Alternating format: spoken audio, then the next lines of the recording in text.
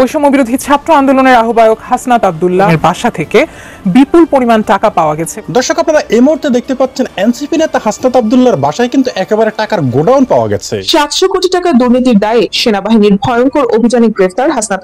আসসালামু আলাইকুম সম্মানিত প্রিয় দর্শক, আশা করি সকলে অনেক ভালো আছেন। দর্শক, এবার কিন্তু একেবারে হাতে নাতে কিন্তু ফেসে গেলেন হাসনাত আব্দুল্লাহ। হ্যাঁ দর্শক, তার কোটি কোটি টাকার দুর্নীতি কিন্তু এবার একেবারে হাতে নাতে ধরে ফেলেছেন বাংলাদেশ সেনাবাহিনী, যেটা দেখলে কিন্তু দর্শক আপনারা রীতিমতো একেবারে চমকে উঠবেন। কারণ সামান্য একজন ইউনিভার্সিটি পড়ুয়া ছেলে কিভাবে এত কোটি কোটি টাকার মালিক হয়ে গেছে এত কম সময়ের মধ্যে। হ্যাঁ দর্শক, এই প্রশ্নটা কিন্তু এখন দেশের সকল জনগণের, সকলে এখন জানতে চায় যদি গণ অভ্যুত্থান জনগণের জন্যই হয় তবে কেন তারা জনগণের কাছ থেকে হাজার হাজার কোটি টাকা লুকিয়ে নিচ্ছেন। এক একজনের বাড়ি গাড়ি দেখতে কিন্তু দর্শক আপনারা রীতিমতো একেবারে চমকে উঠবেন। যারা সামান্য পরীক্ষার ফি জোগাড় করতে তাদের দিন রাত এক হয়ে যেত, তারা এখন মার্সিডিজ গাড়ি নিয়ে চলাফেরা করছে। তবে কোথা থেকে এলো এই টাকার উৎস? হ্যাঁ দর্শক, সেটাই কিন্তু এবার সেনাবাহিনী একেবারে ফাঁস করে দিয়েছে। যেমনটা আপনারা ভিডিও শুরুতে কিছু অংশ বিশেষ দেখতে পেয়েছেন, এবার দেখবেন বিস্তারিত। তবে তার জন্য আপনাকে সম্পূর্ণ ভিডিওটি কন্টিনিউ করতে হবে। তার আগে দর্শক আপনার কাছে ছোট্ট করে একটি অনুরোধ, আপনি যদি আমাদের চ্যানেলে নতুন হয়ে থাকেন তবে অবশ্যই আগে চ্যানেলটি সাবস্ক্রাইব করে ভিডিওতে একটি লাইক দিবেন। তাহলে চলুন সম্মানিত প্রিয় দর্শক, আপনার মূল্যবান সময়টুকু আমরা নষ্ট করব না, এক এক করে পর্যায়ক্রমে আগে সেই গুরুত্বপূর্ণ আলোচনাগুলি আপনাদেরকে দেখিয়ে আনি। 700 কোটি টাকার দুর্নীতির অভিযোগে অবশেষে গ্রেফতার হলেন জাতীয় নাগরিক পার্টির মুখ্য সমন্বয়ক হাসনাত আব্দুল্লাহ।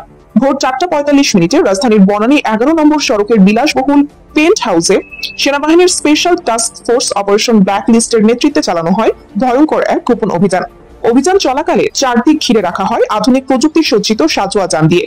রাতের নিস্তব্ধতা চিরে সেনা সদস্যদের হেলিকপ্টারে নামা, ড্রোনের গর্জন ও ব্ল্যাকআউট অপারেশনের মাধ্যমে ভেতরে প্রবেশ করে তাকে আটক করা হয়। প্রায় 5 মাসের তদন্ত শেষে উদ্ঘাটিত হয় এই দুর্নীতির জটিল চাল।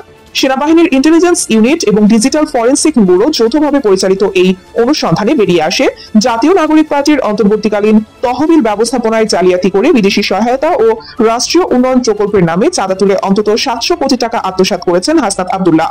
এই অর্থের একটি বড় অংশ স্থানান্তর করা হয় দুবাই, সিঙ্গাপুর ও মালয়েশিয়ার অফশোর অ্যাকাউন্টে। তদন্তকারীরা জানান, একটি পলিটিক্যাল কালেকটিভকে সামনে রেখে দেশের রাজনৈতিক ভবিষ্যতের নামে মানুষের আবেগকে পুঁজি করে এমন পরিমাণ দুর্নীতি নজিরবিহীন। জানা যায়, দীর্ঘদিন ধরেই হাসনাত আব্দুল্লাহ সেনা গোয়েন্দা বিভাগের নজরদারিতে ছিলেন। তবে তার প্রভাবশালী রাজনৈতিক সংযোগ, মিডিয়ায় প্রভাব এবং আইনজীবীদের সুরক্ষা বলয় ভেদ করা ছিল দুঃসাধ্য। শেষ পর্যন্ত গত 28 মে একটি এনক্রিপ্টেড মেসেজ অ্যাপে যুক্তরাজ্য ভিত্তিক এক তথ্য ফাঁসকারী গোস্ট কোডার সেনা গোয়েন্দাদের হাতে একটি অর্থ স্থানান্তরের বিস্তারিত তথ্য দিয়ে দেন। এর ভিত্তিতে গোপন অভিযান চালানোর সিদ্ধান্ত নেওয়া হয়। অপারেশন ব্ল্যাকলিস্ট ছিল একটি কোড নেম। তার বিরুদ্ধে অভিযোগ পড়ে শোনানো হলে তিনি প্রথমে কিছু না বলে চুপ করে থাকেন। এরপর আকস্মিকভাবে বলেন, তোমরা ভাবছো আমায় ধরছো? আমি নিজেই চাইছিলাম এটা হোক। খেলা তো এখন শুরু। এই বক্তব্যকে কেন্দ্র করে রাজনৈতিক বিশ্লেষকদের মধ্যে শুরু হয়েছে জোর জল্পনা। অনেকে মনে করছেন এ এক নতুন স্মোক স্ক্রিন বা বিভ্রান্তির কৌশল। জাতীয় নাগরিক পার্টির প্রধান আজ এক বিবৃতিতে বলেন, এই গ্রেফতার একটি রাজনৈতিক প্রতিহিংসার ফল। হাসনাত আব্দুল্লাহ দেশ ও গণতন্ত্রের জন্য নিবেদিত প্রাণ। তাকে উদ্দেশ্যমূলকভাবে ফাঁসানো হয়েছে। আমরা এই ঘটনায় আন্তর্জাতিক তদন্তের দাবি জানাচ্ছি। তবে বিশ্লেষকরা বলছেন ভিন্ন কথা। সম্প্রতি বিভিন্ন সভায় জাতীয় নাগরিক পার্টির অর্থনৈতিক কর্মকাণ্ডে অসঙ্গতি নিয়ে প্রশ্ন উঠেছিল, এমনকি দলের ভেতর থেকেই। অনেকেই মনে করছেন এই দুর্নীতির দায় শুধুমাত্র হাসনাতের একার নয়, বরং এটি পুরো দলের একটি অংশের সম্মিলিত ষড়যন্ত্র। রাজধানীর চায়ের দোকান থেকে শুরু করে বিশ্ববিদ্যালয়ের আঙিনায় এই গ্রেফতার নিয়ে তুমুল আলোচনা। অনেকে স্বস্তির নিঃশ্বাস ফেলেছেন, আবার কেউ কেউ বলছেন এই তো শুরু, দেখি শেষ পর্যন্ত কজন ধরা পড়ে। বিশিষ্ট সমাজবিজ্ঞানী ডক্টর রুহুল আমিন বলেন, দেশের রাজনীতিতে এই প্রথমবার এমন ভয়ঙ্কর গোপন অভিযান কোন সক্রিয় রাজনৈতিক নেতার বিরুদ্ধে হলো। এটি কেবল দুর্নীতির বিরুদ্ধে বার্তা নয়, বরং এটা বলে দেয় প্রভাবশালীদেরও আজ আইনের ঊর্ধ্বে নয়। সেনাবাহিনী জানায়, এই গ্রেফতার শুধু শুরু। আরো 11 জন রাজনীতিক ও ব্যবসায়ী এখন সন্দেহভাজনের তালিকায় রয়েছে। দ্রুতই তাদের বিরুদ্ধেও অভিযান চালানো হবে। তদন্তের জন্য হাসনাতকে 15 দিনের রিমান্ডে নেওয়া হয়েছে। রাষ্ট্রপক্ষ ইতিমধ্যেই তার বিরুদ্ধে মানি লন্ডারিং, রাষ্ট্রীয় অর্থ আত্মসাৎ ও রাষ্ট্রদ্রোহের অভিযোগে মামলা করেছে। বাংলাদেশের ইতিহাসে দুর্নীতি নিয়ে অনেক অভিযোগ এসেছে, অনেক ধামাচাপাও গেছে। তবে এইবার সেনাবাহিনীর সরাসরি হস্তক্ষেপে পরিস্থিতি ভিন্ন। হাসনাত আব্দুল্লাহ ছিলেন একজন রাইজিং স্টার, শহুরে তরুণদের আইকন, মিডিয়া ফেভারিট। তার পতন যে শুধু এক ব্যক্তি নয়, বরং এক রাজনৈতিক সংস্কৃতির মুখোশ উন্মোচন, তা আজ স্পষ্ট হয়ে উঠছে।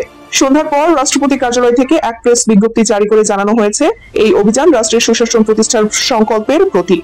দুর্নীতি যত উঁচুতেই হোক, তাকে উপড়ে ফেলাই আমাদের দায়িত্ব। হাসনাত আব্দুল্লাহর একটি আমরা সাক্ষাৎকার দেখলাম, টেলিভিশন টক শো দেখলাম। সে ওখানে বিশাল এক হিসাব দিল যে সে তার নোট বিক্রি করে, সে তার টিউশন বিক্রি করে, সে তার কোর্স বিক্রি করে, এভাবে নাকি সে প্রচুর অর্থের মালিক। আমি জানতে চাই হাসনাত আব্দুল্লাহ ভাই, তুমি এত টাকার মালিক ভাই, তাহলে তোমার ভার্সিটি লেভেলের 5 আগস্টের আগে তোমার যে ইতিহাস, জুতা প্যান্ট শার্ট, তখনকার অবস্থা আর এখনকার অবস্থা রাত আর দিনের মতো কেন হইল? একটু জানতে চাই, দেশের জনগণের প্রশ্ন। রাত যেরকম অন্ধকার, তোমার আগের ইতিহাস ছিল ওইরকম অন্ধকার। দিন যেরকম আলোকিত, তোমার বর্তমান অবস্থা হয়েছে এইরকম। পোশাক আশাক সবকিছুর পরিবর্তন হয়ে গেল, গাড়ির পরিবর্তন হয়ে গেল। আগে ছিল লোকাল বাস, এখন হলো প্রাইভেট কার, তাও আবার মার্সিডিজ, বড় বড় দামি দামি গাড়ি। কারণ কি ভাই? পেলা কোথায় একটু জানতে চাই, একটু বলবা কষ্ট করে ভাই, এই জিনিসগুলো কোথায় পাওয়া গেল? এদেশের জনগণের প্রশ্ন। এগুলা কি তোমরা কোথাও থেকে নিয়েছো? কেউ তোমাদেরকে খুব খুশি হয়ে ভালোবেসে গিফট করেছে যে তার প্রতিষ্ঠান রক্ষার স্বার্থে? সেটাও বলা উচিত। এদেশের জনগণ মন্তব্য করে, আমরা তো শুনি, আমরা তো সাধারণ জনগণের কাছে যাই, জনগণ বলে এভাবে যে আমরা যাদের উপর ভরসা করলাম তারা আজকে কোটি কোটি টাকার মালিক হয়ে গেল। এটা কিভাবে হলো? একটু আপনারা যদি পারেন আমাদেরকে ব্যাখ্যা দেন। আমাদের কাছে যখন এই প্রশ্নগুলো করে আমরা কোনো উত্তর দিতে পারি না, কারণ আমরাও জানি না। আমরা একটু তোমাদের মুখ থেকে ভাই শুনতে চাই। আমাদের বড় ভাই হইলেও ভাই, ছোট ভাই হলেও ভাই, আমরা একটু জানতে চাই। টেলিভিশন টকশে বললা এত টাকার মালিক, সেই টাকাগুলা তখন কোথায় ছিল? একটু আগের ব্যাংক স্টেটমেন্ট গুলো আমরা জানতে চাই। ওই টাকাগুলো আগে কোথায় কোথায় ছিল একটু জানতে চাই। 5 আগস্টের পরেরটা নয়, পরেই দেব, আগেরটা একটু আগে দাও। 5 আগস্টের আগে যে ব্যাংক স্টেটমেন্ট আছে সেটা একটু আমরা জানতে চাই। তোমার বইয়ের কথা বলছো, মায়ের কথা বলছো, বাবার কথা বলছো, তোমার কথা বলছো, অন্তত এই 4 জনেরটাই দাও। বউ তো পরে আসছে, 3 জনেরটাই দাও, যে অন্তত এই 3 জন 5 আগস্টের আগের ব্যাংক স্টেটমেন্টটা চাই। এটা একটু প্রকাশ করা উচিত। কোথায় কোথায় কোন জায়গায় টাকাটা রাখছো, কত টাকা রাখছো, কিভাবে ফুলে ফেপে এত হইলো, সেটাও একটু আমরা জানতে চাই। এর থেকে বড় দাবি, এর থেকে আর খুব একটা বড় দাবি আমাদের নাই, ছোট দাবি। এটা তোমার দ্বারা সম্ভব। তুমি যদি ভাই নেতৃত্ব দিয়া আমাদেরকে একত্রিত কইরা গণ অভ্যুত্থান ঘটাইতে পারো, তো সাধারণ ছোট একটা দাবি পূরণ করে দাও। দেশের জনগণ তোমার মাথায় রাখবে যে হাসনাত আব্দুল্লাহ একজন দেশপ্রেমিক, সৎ, নির্ভীক, তার ব্যাংক স্টেটমেন্ট প্রকাশ করে দিয়েছে। সম্মানিত দর্শক শ্রোতা, আজকের এই সম্পূর্ণ ভিডিওটি দেখলেন। এই ভিডিওটি দেখার পর দর্শক আপনার কি মনে হয়, এই হাসনাত আব্দুল্লাহ এই টাকাগুলি কোত্থেকে এনেছেন এবং যত দুর্নীতি এবং অনিয়মের অভিযোগ হচ্ছে তার বিরুদ্ধে ধীরে ধীরে, সেগুলো নিয়ে এবার দর্শক আপনি কি বলবেন? অবশ্যই কিন্তু আপনি একজন দেশের সাধারণ জনগণ হিসেবে অবশ্যই আপনার মূল্যবান মতামতটুকু জানিয়ে যাবেন, কারণ আপনাদের এই মতামতটুকু আমাদের কাছে খুবই গুরুত্বপূর্ণ। দর্শক, এই মতামতের কারণে কিন্তু আমরা পরবর্তীতে আপনাদেরকে গুরুত্বপূর্ণ নিউজগুলি সবার আগে তুলে ধরতে আগ্রহী হব।